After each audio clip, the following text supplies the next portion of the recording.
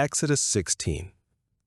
This chapter gives us an account of the victualling of the camp of Israel. 1. Their complaint for want of bread, verses 1 through 3. 2. The notice God gave them beforehand of the provision He intended to make for them, verse 4 through 12. 3. The sending of the manna, verse 13 through 15. 4. The laws and orders concerning the manna. 1. That they should gather it daily for their daily bread, verse 16 through 21.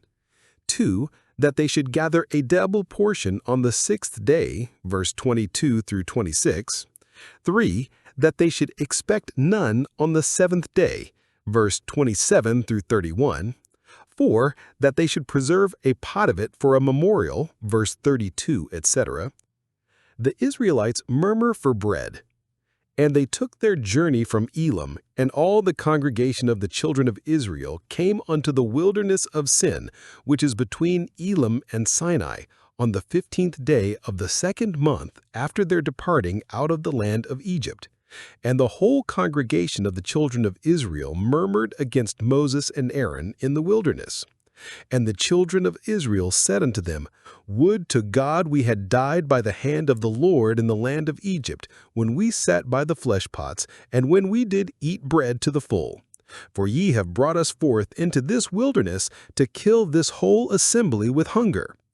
Then said the Lord unto Moses, Behold, I will rain bread from heaven for you, and the people shall go out and gather a certain rate every day, that I may prove them whether they will walk in my law or no.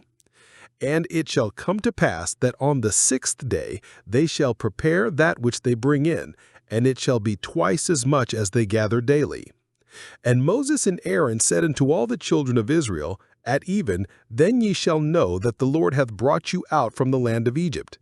And in the morning then ye shall see the glory of the Lord, for that He heareth your murmurings against the Lord. And what are we that ye murmur against us? And Moses said, This shall be, when the Lord shall give you in the evening flesh to eat, and in the morning bread to the full, for that the Lord heareth your murmurings which ye murmur against Him. And what are we? Your murmurings are not against us, but against the Lord. And Moses spake unto Aaron, Say unto all the congregation of the children of Israel, Come near before the Lord, for He hath heard your murmurings. And it came to pass, as Aaron spake unto the whole congregation of the children of Israel, that they looked toward the wilderness, and behold, the glory of the Lord appeared in the cloud. And the Lord spake unto Moses, saying, I have heard the murmurings of the children of Israel.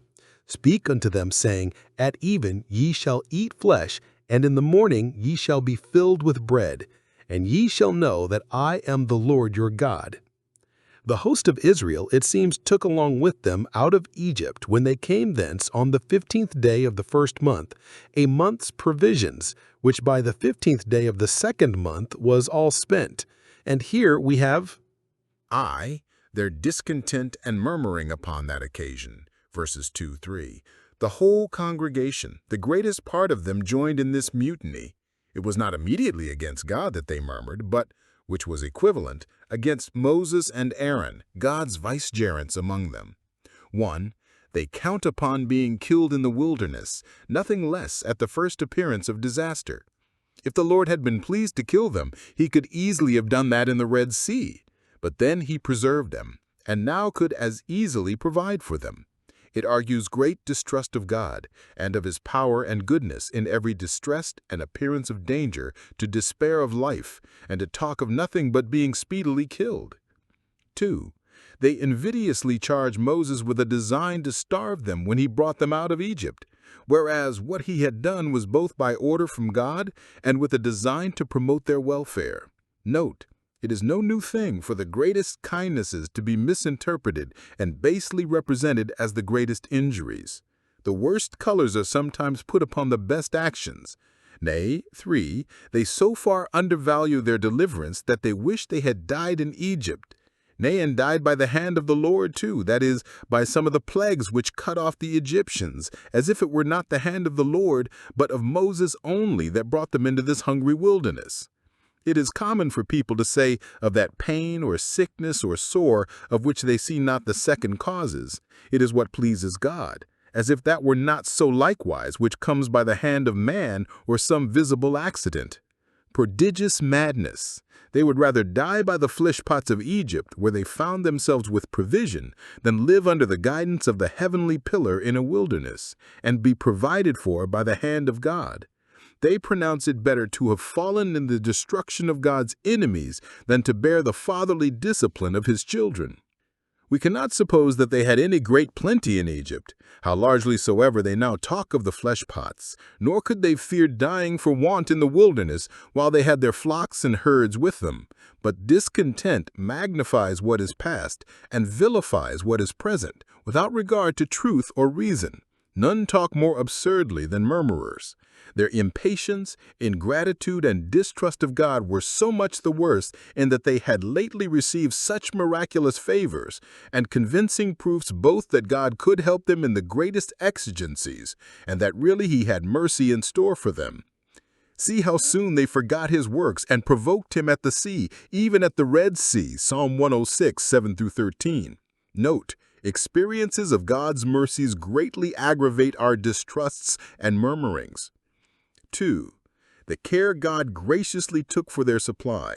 Justly he might have said, I will rain fire and brimstone upon these murmurers and consume them. But quite contrary, he promises to rain bread upon them. Observe. 1. How God makes known to Moses his kind intentions, that he might not be uneasy at their murmurings, nor be tempted to wish he had let them alone in Egypt. 1. He takes notice of the people's complaints. I have heard the murmurings of the children of Israel. Verse 12. As a God of pity, he took cognizance of their necessity, which was the occasion of their murmuring.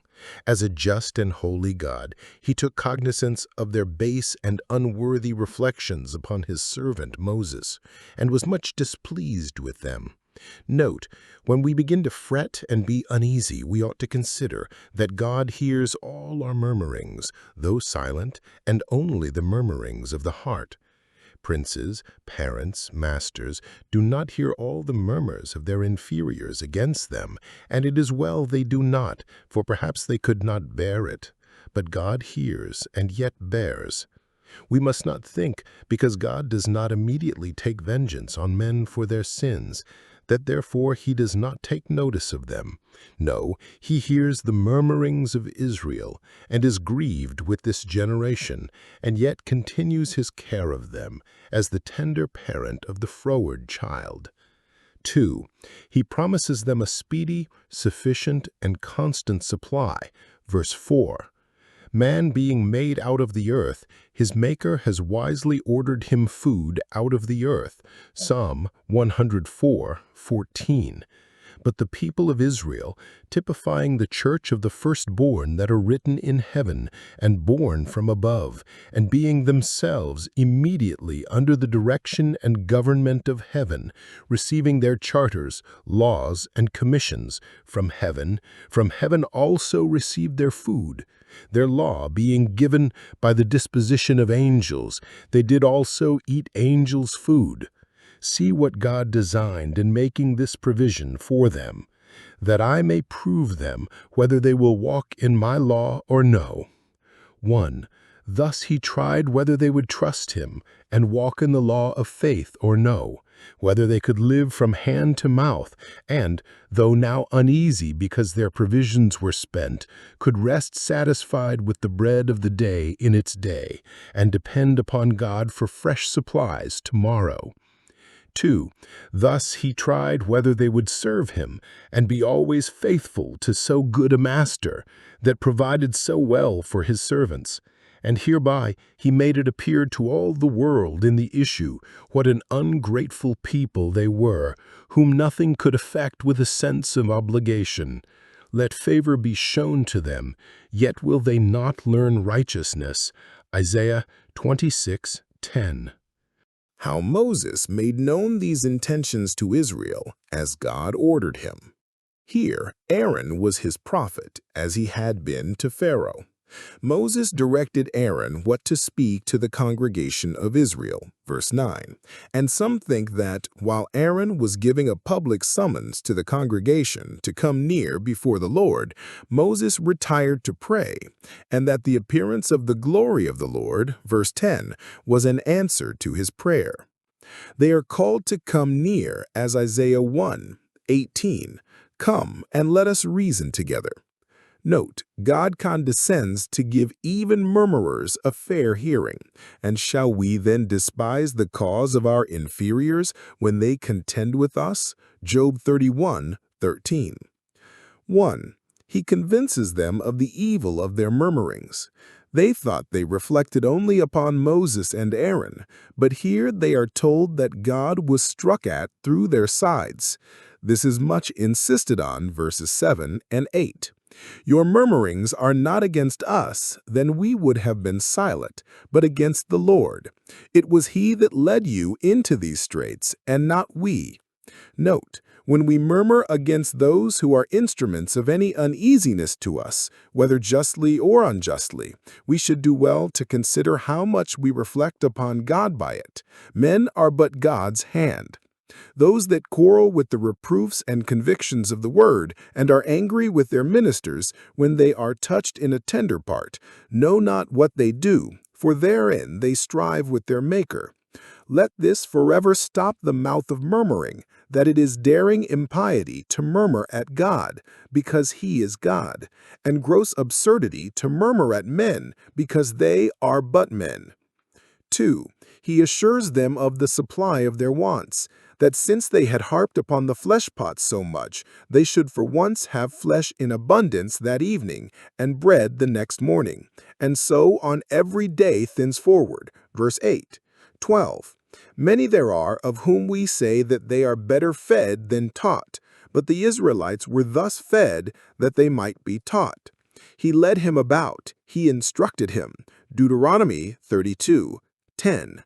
And as to this instance, see Deuteronomy 8:3. He fed thee with manna, that thou mightest know that man doth not live by bread only. And besides this, here are two things mentioned which he intended to teach them by sending them manna.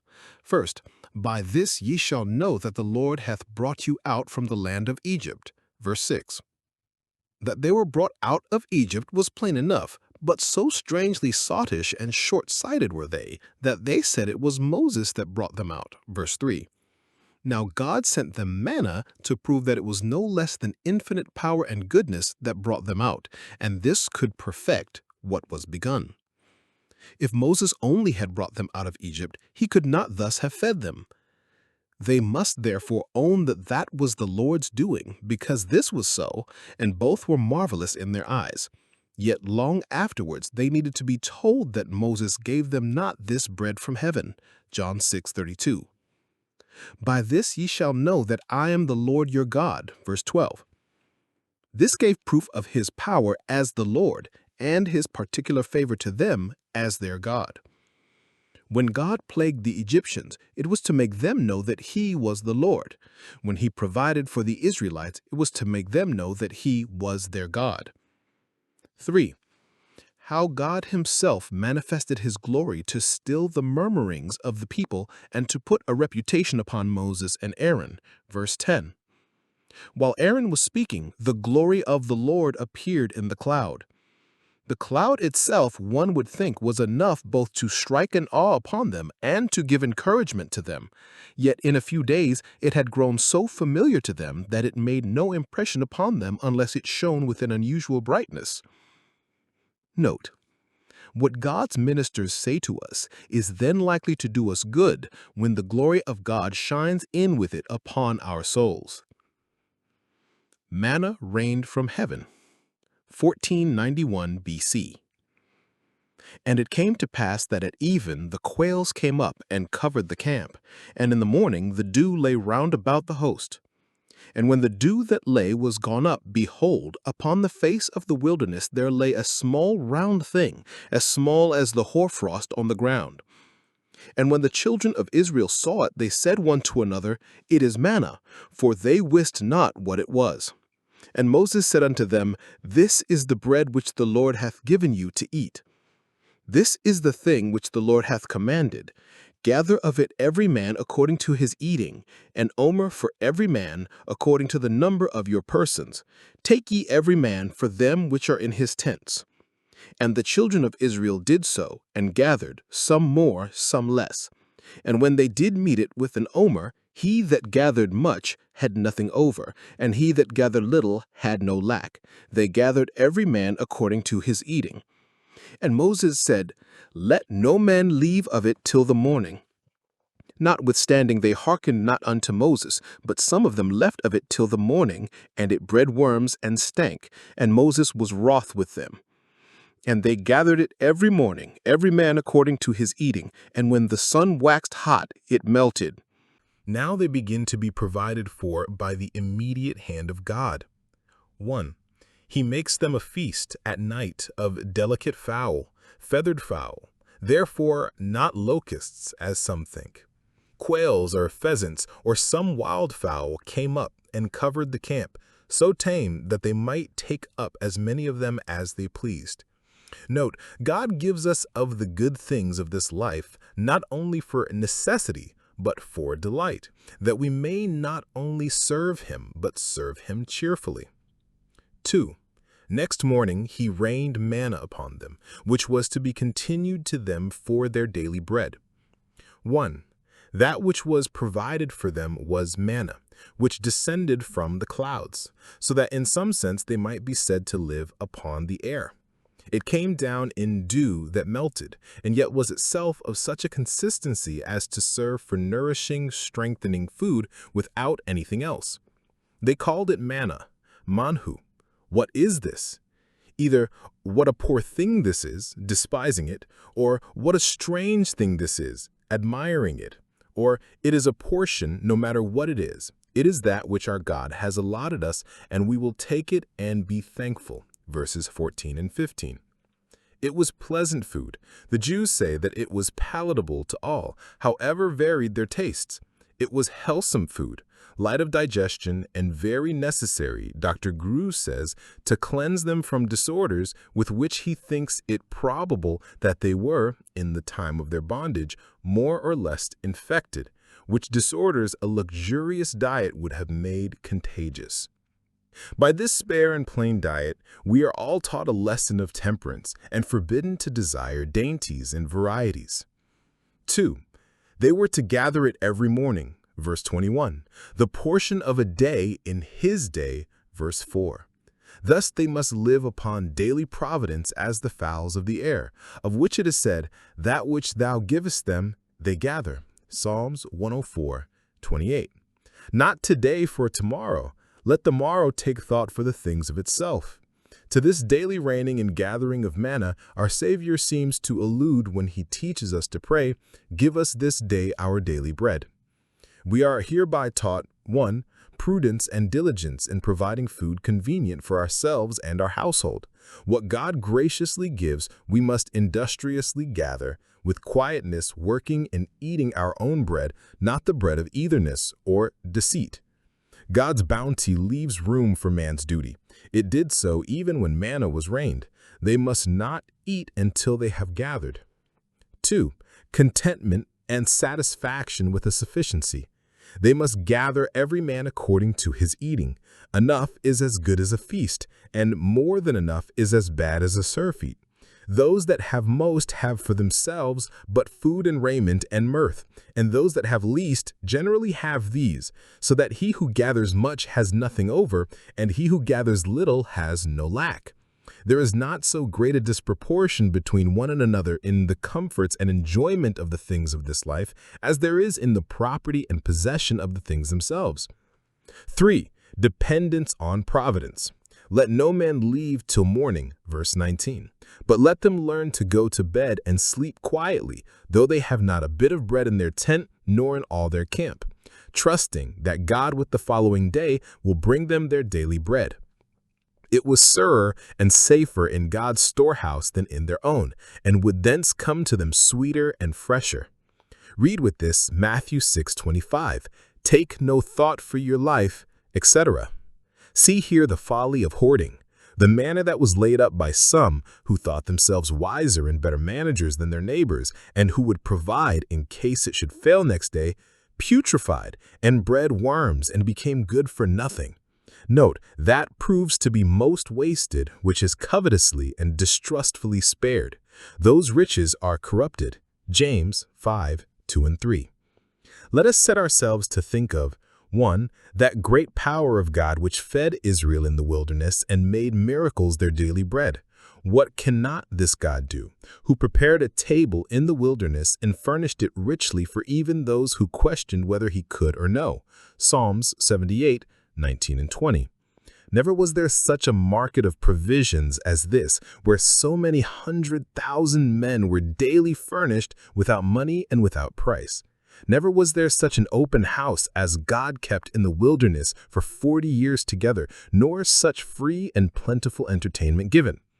The feast that Ahasuerus made to show the riches of his kingdom and the honor of his majesty was nothing to this. Esther 1:4.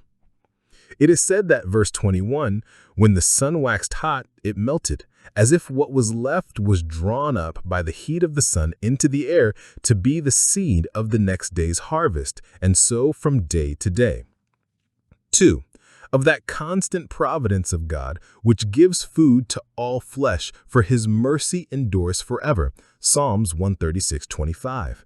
He is a great housekeeper that provides for all the creatures. The same wisdom, power, and goodness that now brought food daily out of the clouds are employed in the constant course of nature, bringing food yearly out of the earth and giving us all things richly to enjoy. 22. And it came to pass that on the 6th day they gathered twice as much bread, 2 omers for one man. And all the rulers of the congregation came and told Moses.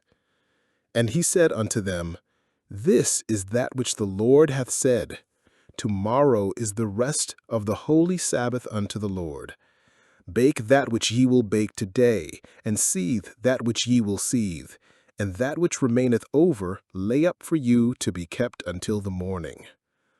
And they laid it up till the morning, as Moses bade, and it did not stink, neither was there any worm therein. And Moses said, Eat that today, for today is a Sabbath unto the Lord. Today ye shall not find it in the field. 6 days ye shall gather it, but on the 7th day, which is the Sabbath, in it there shall be none. And it came to pass that there went out some of the people on the 7th day for to gather, and they found none. And the Lord said unto Moses, How long refuse ye to keep my commandments and my laws? See, for that the Lord hath given you the Sabbath, therefore he giveth you on the 6th day the bread of 2 days. Abide ye every man in his place. Let no man go out of his place on the 7th day. So the people rested on the 7th day. And the house of Israel called the name thereof manna, and it was like coriander seed, white, and the taste of it was like wafers made with honey. We have here 1. A plain intimation of the observing of a 7th-day Sabbath, not only before the giving of the law upon Mount Sinai, but before the bringing of Israel out of Egypt, and therefore from the beginning. Gen 2:3. If the Sabbath had now been first instituted, how could Moses have understood what God said to him? Verse 5, concerning a double portion to be gathered on the 6th day, without making any express mention of the Sabbath. And how could the people so readily take the hint? Verse 22, even to the surprise of the rulers, before Moses had declared that it was done with the regard to the Sabbath, if they had not had some knowledge of the Sabbath before. The setting apart of 1 day in 7 for holy work, and, in order to that, for holy rest, was a divine appointment ever since God created man upon the earth, and the most ancient of positive laws. The way of Sabbath sanctification is the good old way. 2.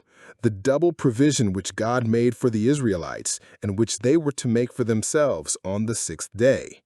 God gave them on the 6th day the bread of 2 days. Verse 29. Appointing them to rest on the seventh day, he took care that they should be no losers by it. And none ever will be losers by serving God. On that day they were to fetch in enough for 2 days and to prepare it. Verse 23. The law was very strict that they must bake and seethe the day before and not on the Sabbath day. This does not make it unlawful for us to dress meat on the Lord's day, but directs us to contrive our family affairs so that they may hinder us as little as possible in the work of the Sabbath. Works of necessity, no doubt, are to be done on that day, but it is desirable to have as little as may be to do of things necessary to the life that now is, that we may apply ourselves the more closely to the one thing needful. That which they kept up for their food on the Sabbath day did not putrefy. Verse 24.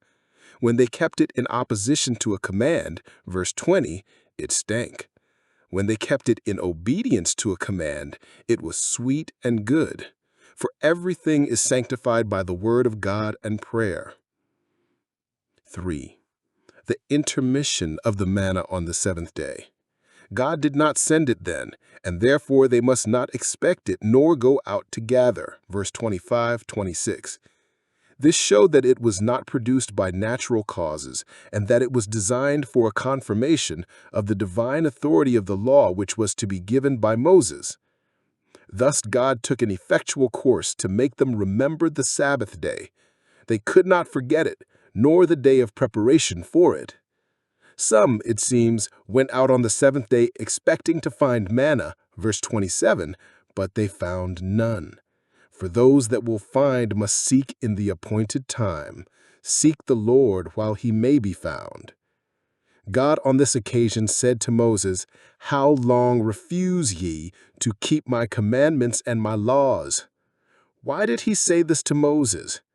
He was not disobedient, no, but he was the ruler of a disobedient people, and God charges it on him that he might the more warmly charge it upon them, and might take care that their disobedience should not be through any neglect or default of his. It was for going out to seek for manna on the seventh day that they were thus reproved. Note that disobedience, even in a small matter, is very provoking. And 2, God is jealous for the honor of his Sabbaths. If walking out on the Sabbath day to seek for food was thus reproved, walking out on that day purely to find our own pleasure cannot be justified. A pot of manna preserved. 1491 BC. And Moses said, This is the thing which the Lord commandeth.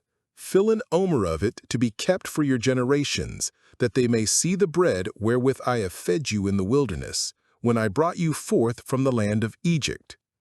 And Moses said unto Aaron, Take a pot, and put an omer full of manna therein, and lay it up before the Lord, to be kept for your generations. As the Lord commanded Moses, so Aaron laid it up before the testimony, to be kept.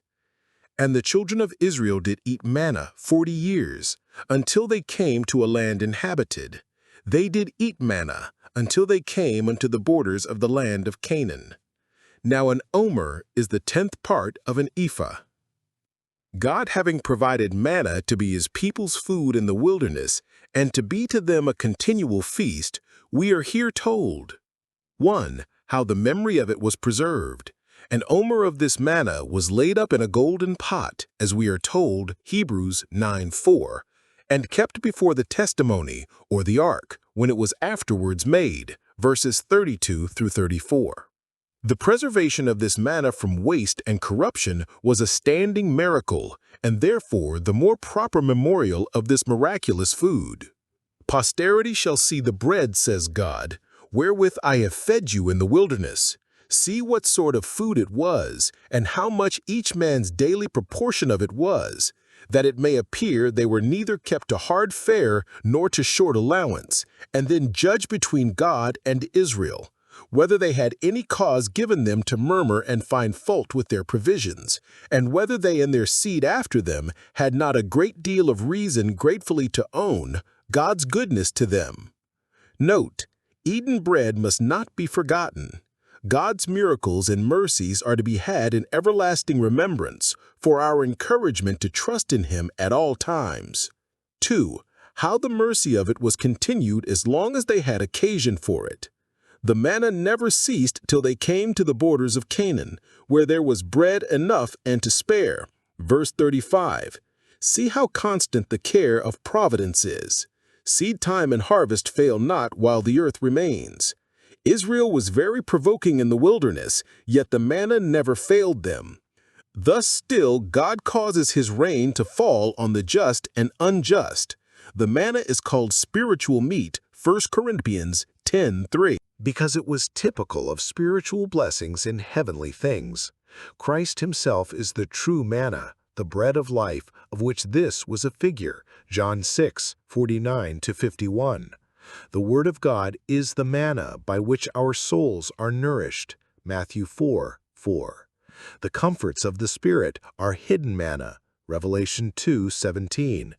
These come from heaven, as the manna did, and are the support and comfort of the divine life in the soul while we are in the wilderness of this world. It is food for Israelites, for those only that follow the pillar of cloud and fire. It is to be gathered. Christ in the Word is to be applied to the soul, and the means of grace are to be used. We must every one of us gather for ourselves and gather in the morning of our opportunities, which if we let slip, it may be too late to gather. The manna they gathered must not be hoarded up, but eaten. Those that have received Christ must by faith live upon Him and not receive His grace in vain. There was manna enough for all, enough for each, and none had too much. So, in Christ, there is a complete sufficiency and no superfluity. But those that did eat manna hungered again, died at last, and with many of them God was not well pleased. Whereas those that feed on Christ by faith shall never hunger and shall die no more, and with them God will be forever well pleased.